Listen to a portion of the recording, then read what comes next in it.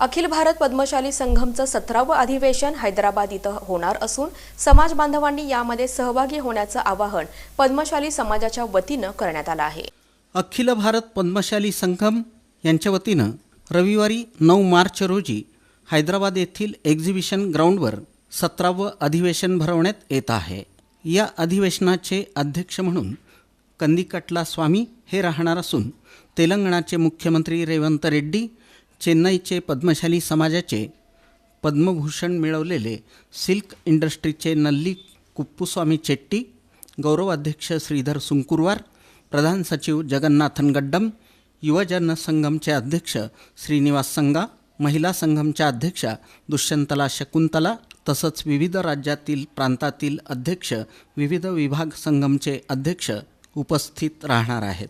त्याचप्रमाणे पद्मशाली समाजातील महिला, पुरुष, युवक, डॉक्टर्स, इंजिनियर्स, लॉयर्स, विविध क्षेत्रातील व्यापारी, सरकारी ऑफिसर्स, नोकरदार, प्रायव्हेट सेक्टरमधील अधिकारी, नोकरदार, हातमाग विणकर, विडी यंत्रमाग कामगार क्षेत्रातील हजारो लोक या अधिवेशनाला उपस्थित राहणार आहेत।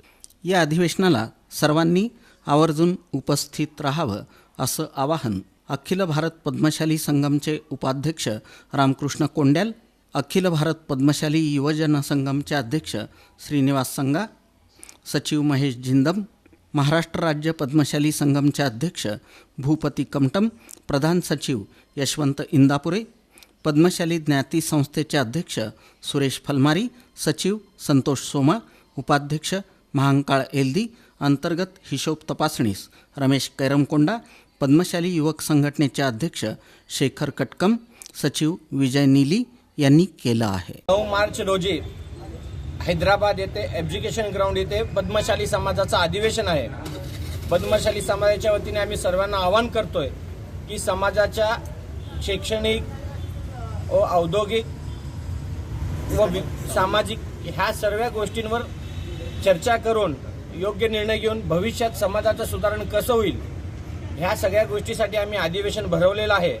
भारतातून सगळ्या ठिकाणून लोक येणार आहेत पद्मशाली समाजाचे व आपणही सगळेजण यावं हीच विनंती करतो। पद्मशाली महासभेचं अधिवेशन 9 तारखेला हैदराबाद येथे होणार आहे।